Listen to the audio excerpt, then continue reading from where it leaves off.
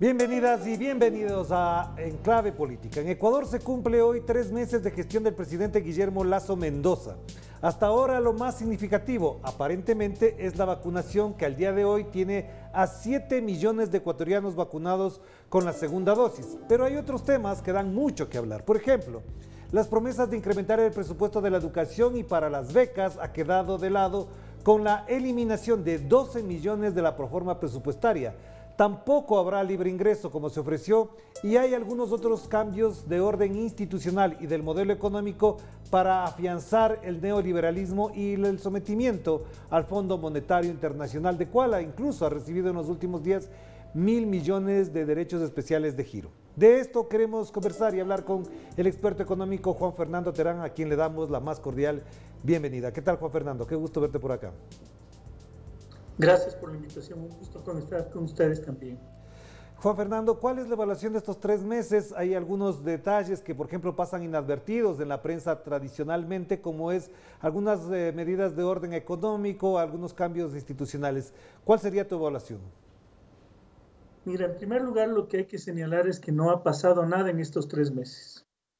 El presidente Lasso prometió que en los 100 primeros días iba a arreglar la situación económica del país y eso no se observa en ninguna forma, ni en la forma más mínima que te puedas imaginar. No existe en realidad un plan económico como se supone que debía haber existido, sino lo que existe es un plan de negocios y a eso es lo que están dedicados los funcionarios de este gobierno actual. Te voy a demostrar esto en una forma muy simple. Tomemos el primer punto, que es el que más agobia a la población y el que más se siente en la vida cotidiana, que es el desempleo. Las tasas de desempleo abierto en el Ecuador no han disminuido en lo más mínimo, ni siquiera una décima. Siguen por encima del 7% o más, porque todavía no tenemos las estadísticas actualizadas. Entonces ahí tienes un nivel de desempleo que supuestamente se iba a solucionar en los primeros 100 días, lo cual es una oferta demagógica con la cual el señor Lasso llegó a la presidencia. Este altísimo nivel de desempleo se vive en la vida cotidiana en la salida masiva de ecuatorianos hacia el exterior. En estas últimas semanas, la noticia más relevante a nivel internacional de nuestro país ha sido la presencia de unos 40,000 ecuatorianos que están intentando cruzar la frontera de México hacia Estados Unidos. Este fenómeno no se ha visto sino desde 1999, cuando el señor Lasso y los banqueros ecuatorianos generaron una crisis económica de tal magnitud que las familias ecuatorianas tenían que salir a buscar sus medios de subsistencia en el extranjero. La diferencia con lo que sucedía hace 21 años atrás es que las imágenes eran más dramáticas. Si tú recuerdas, se veían a las pobres personas agarradas del aeropuerto al estilo Kabul, intentando ver cómo salían sus parientes en aquella época. Esas imágenes dramáticas no existen ahora porque el aeropuerto ya no está en la ciudad y los medios de comunicación ya no toman esas escenas. Eso es lo que está pasando. Pero la salida de ecuatorianos producto del desempleo está ahí y ese desempleo no se ha solucionado en lo más mínimo. Pero Juan Fernando, bien que mencionas aquello del no modelo, no plan económico de Guillermo Lasso, porque en una entrevista con un periodista local, el presidente Lasso había dicho que efectivamente no tenía un plan económico, pero para ganar las elecciones hay que presentar un plan de gobierno, un plan económico, y ese plan económico se registró en el Consejo Nacional Electoral y se puso a disposición de los electores para que lo leyeran. Sabemos que no siempre se lee. Ese plan económico planteaba algunas cosas que hoy no las vemos. Entonces, ¿de qué plan, de qué visión económica o de gobierno, de administración pública del Estado ecuatoriano estamos hablando? Mira, yo creo que la clave para entender a los gobiernos de derecha contemporáneos en América Latina es comprender el significado pleno de la frase plan de negocios. Para tener un plan de negocios, tú lo único que necesitas es tener 3 o 4 ideas más o menos claras de por dónde quieres conseguir dinero y beneficiarte individualmente. Pero eso no significa que tengas una visión de conjunto de la economía que permita a todos los grupos sociales salir adelante. Entonces, la clave es entender que tienen un plan de negocios. Y en ese plan de negocios hay varias cosas que son claves. La primera, la privatización de lo que es jugoso en el Estado. A diferencia de lo que se decía en la década de los 90, ahora no se privatizan las malas empresas públicas, se privatizan las buenas empresas públicas. Y entre ellas, la más jugosa es el Banco del Pacífico, que es una entidad financiera pública en este instante, que obviamente controlar eso, imagínate la magnitud de lo que significa controlar la banca pública más importante que tiene el país. Privatizar eso es parte del plan de negocios. Y eso es sin duda, eso lo han dicho. Pero la pregunta es, bueno, privatizan eso y a mí, ¿qué me beneficia eso como ciudadano común y corriente? No me beneficia en nada. Supuestamente la atención va a ser mejor, pero para eso yo tengo mi propio banco, otro banco. Yo no acudo a ese banco. Entonces, el pretextito de que mejora la eficiencia es un pretexto bastante miope. Ahí tienes un aspecto de ese plan de negocio. Otro plan de negocio, otra parte del plan de negocios es la privatización de las refinerías, de la infraestructura petrolera ecuatoriana. Al respecto de esto hay que recordar que intentan aumentar la producción de la petrolera ecuatoriana en unos 530,000 barriles hasta fines de este año. ¿Por qué hacer eso? Y supongamos que lo logren hacer. Si lo logran hacer significa que son eficientes. Y aún a pesar de eso quieren privatizar. Lo que pasa es que de pasada en esta jugada de la privatización, lo que quieren es lograr un incremento de la producción petrolera para pagar anticipadamente también la deuda externa, la deuda que tienen con los organismos multilaterales. Entonces estamos viendo que cuando se piensa en función de lo público, aparentemente en función de lo público, lo único que se piensa es en pagar la deuda. Claro, Ni pero siquiera en una estas lógicas, sana. claro, pero en estas lógicas, Juan Fernando, también se reproduce lo ocurrido ya en Argentina con los resultados que es de conocimiento público. Pero hay un elemento adicional que sorprendió a muchos y es que el Ecuador recibirá $1.000 millones de derechos especiales de giro y que una parte de ellos irán a la reserva monetaria que no necesariamente se queda en el Ecuador. Algunos desde el sentido común dirán, ¿para qué usa esa plata en la reserva monetaria si lo que hace le falta en la economía es liquidez, inyectarle liquidez a la economía ecuatoriana en la cotidianidad?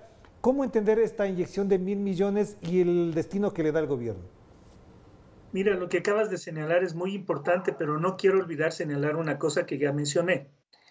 Apenas unas 2 semanas atrás, la Deutsche Welle alemana publicó un artículo en el cual señalaba lo que ya los ecuatorianos hemos denunciado durante mucho tiempo, que el dinero que utilizó el gobierno ecuatoriano y que recibió del Fondo Monetario Internacional, el nuevo y fresco dinero del préstamo, acaba de ser utilizado para seguir pagando deuda. Eso se supo, lo hemos dicho desde hace meses. Sabíamos que eso iba a suceder. Pero ¿qué es lo que se necesita? Que los periodistas internacionales lo digan. Ahora, retomando lo del Fondo Monetario Internacional, quiero destacar la magnitud de lo que esto significa. Los derechos especiales de giro son, en definitiva, dinero que el Fondo Monetario Internacional te habilita para que gastes. Y la emisión que acaba de realizar de derechos especiales de giro el Fondo Monetario Internacional es histórica. Histórica porque ha sido una emisión para todos los países y fue pensada en función de que los países reactiven la economía con ese dinero. Es decir, imagínate lo que significa que el Fondo Monetario Internacional, que tiene una visión monetarista de la economía, que cree que inyectar dinero en la economía es malo, acaba de ofrecer a los países derechos especiales de giro para que activen sus economías, para que utilicen ese dinero para reactivar la macroeconomía de sus países. Ese es el propósito pensado por los más ortodoxos de la ortodoxia. Y resulta que el Ecuador, en lugar de utilizar ese dinero para reactivar su economía, lo utilizará para pagar la deuda. Entonces, ¿qué sentido tuvo la generación de derechos especiales de giro? Uno debería decirle al Fondo Monetario Internacional, por favor, no nos den, porque lo que van a servir es para pagar la deuda. Nosotros lo que necesitamos es dinero para reactivar la economía. Ahí es donde tú observas la yo no sé cómo calificar esto. La miopía que puede existir por parte de un gobierno para no darse cuenta de que le están ofreciendo una oportunidad para reactivar la economía y no la asume. Entonces, esto es fundamental, hay que entenderlo. No Claro, es no es cualquier uso adicional de deuda externa. uh-huh. Esto no fue para pagar deuda externa. Hagamos la primera pausa, Juan Fernando, y te invito para que en la segunda veamos algunos elementos que son importantes en la perspectiva incluso de las nuevas generaciones, como son las reformas al sistema de educación superior, que fue tan valiosamente tratado durante la última década en el Ecuador. Hagamos la pausa y enseguida volvemos a Quito con Juan Fernando Terán.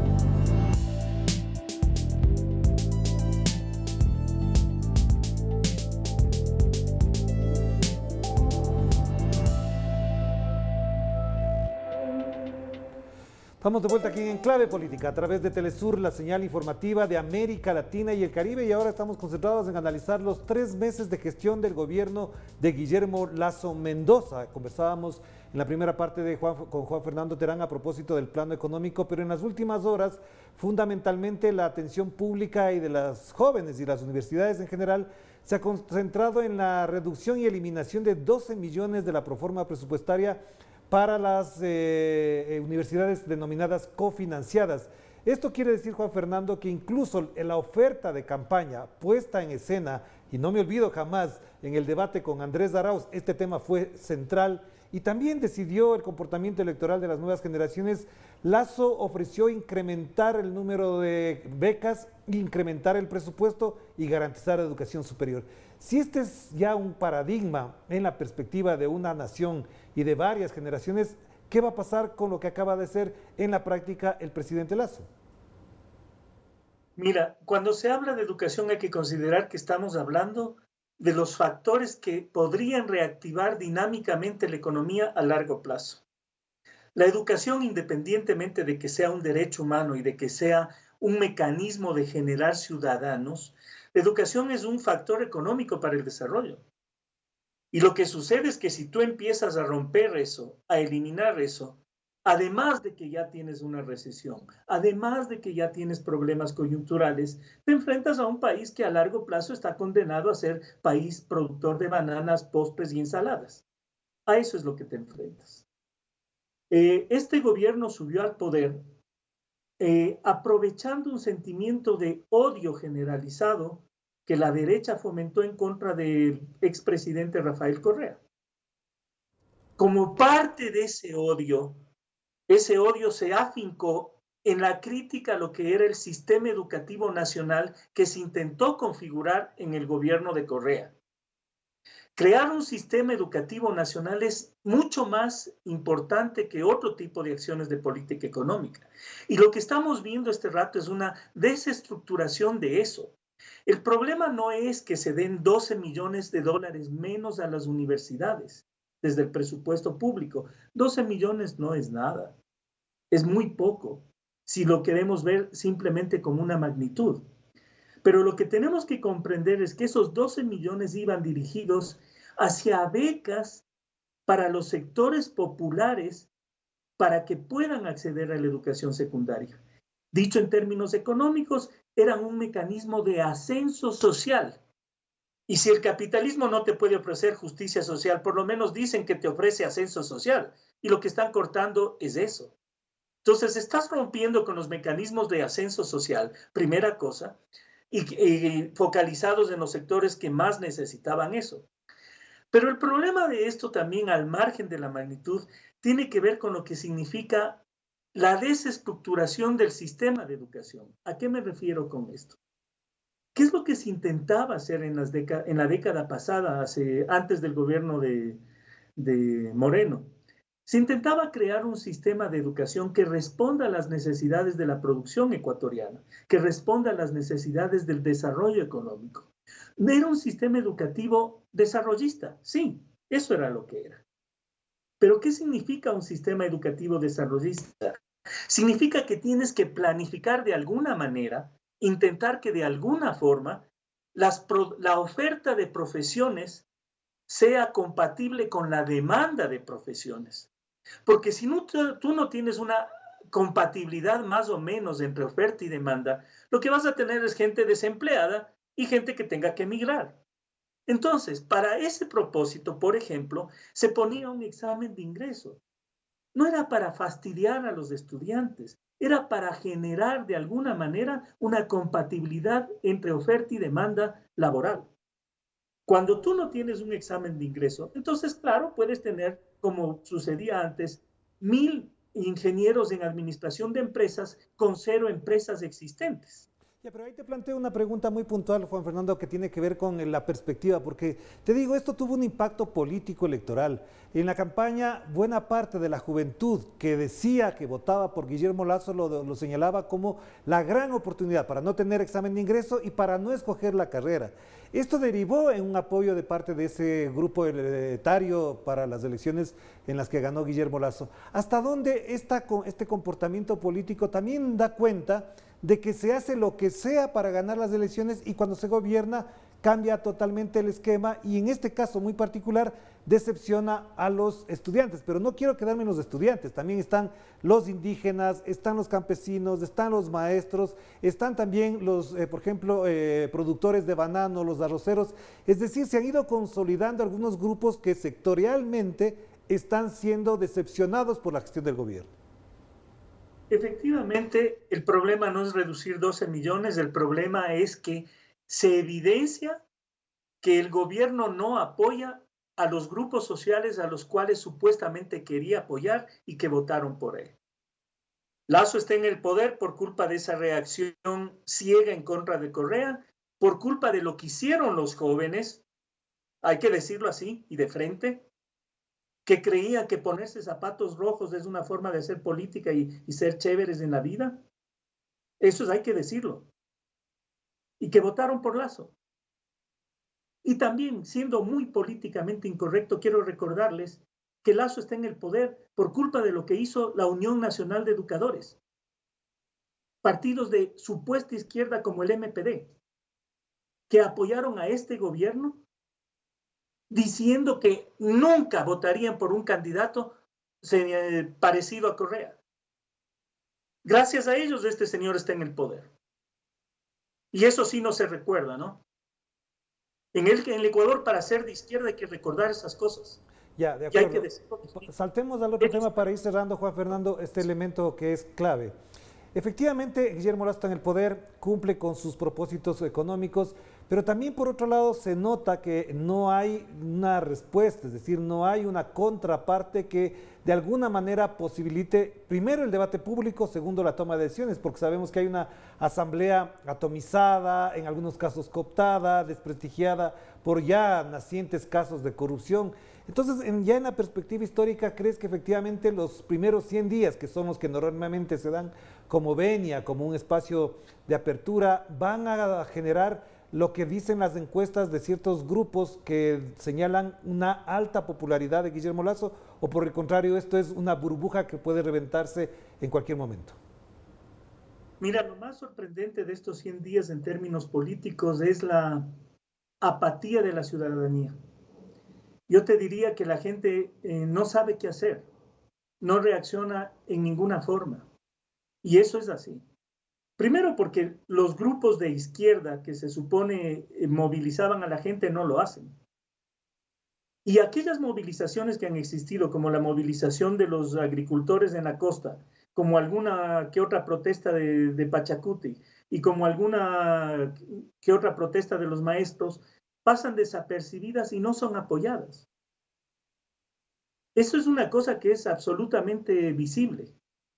A mí me parece que silenciosamente el actor que va a generar algún nivel de resonancia política van a ser los jóvenes, porque efectivamente se enfrentan al sueño que se les derrumba, el sueño de la supuesta educación libre, cuando siempre fue libre. Lo que se intentaba es que sea una educación pensada en función del país. Me parece que por ahí podría haber una reacción, y podría haber una reacción, pero no en este año, sino en el siguiente. Lo que va a suceder es que cuando se enfrenten a la cruel realidad de que no pudieron entrar a la universidad, de que no pudieron estudiar lo que supuestamente querían hacer, de que sus papitos siguen sin trabajo y se fueron hacia el exterior porque no tienen trabajo, ahí esos jóvenes van a cambiar de actitud. El problema es que, repito, hay una derechización de la sociedad ecuatoriana que tiene que ver con el papel bastante solapador, bastante cómplice de los medios de comunicación dominantes. Permíteme un ejemplo muy puntual respecto a esto. ¿Qué han dicho los medios de comunicación respecto a todos los atropellos que ha existido a la gente que está encarcelada por el caso del sueco que supuestamente le atribuían piratería electrónica? ¿Qué han dicho los medios de comunicación respecto a la ausencia de económico real? No dicen nada. Simplemente son medios que reproducen un canto de sirenas a favor del gobierno, pero tampoco la gente mira la televisión. Pero también La política hay está... una cosa que te quiero plantear, Juan Fernando, clave, y es muy importante que lo señalemos. Estos días se incrementó el precio de los combustibles. Ese precio prácticamente está el doble de lo que existía en octubre del año 2019, cuando se produjo el levantamiento popular a propósito del decreto 883 del presidente de entonces, Lenín Moreno Garcés. Por el incremento de los combustibles se desató una protesta popular y sin precedentes, y por supuesto también una reacción impresionante que no tiene hasta ahora sanciones de ninguna naturaleza. ¿Por qué ahora que se ha incrementado al doble no pasa lo mismo? ¿Por qué no hay protesta? ¿Por qué no hay un levantamiento popular? Por lo que te decía anteriormente, no hay unos medios de comunicación que visibilicen el problema, no hay un liderazgo político claro, no lo hay. Y aunque te parezca un poco chistoso lo que voy a decir, no hay protesta porque la clase media ya no está usando el auto. Y te juro que eso es parte del problema. Cuando tú ya no tienes trabajo durante años, porque ya estamos hablando de eso, gente que no tiene trabajo durante años, gente que ya vendió todo lo que podía vender y gente que está pensando en salir del país, a pesar de que votaron por Lasso, de repente ellos ya no utilizan el auto. Y por eso no están indignados. Y por eso no se toman las calles en las manifestaciones que hacía la derecha en los años anteriores. Hay ese componente también.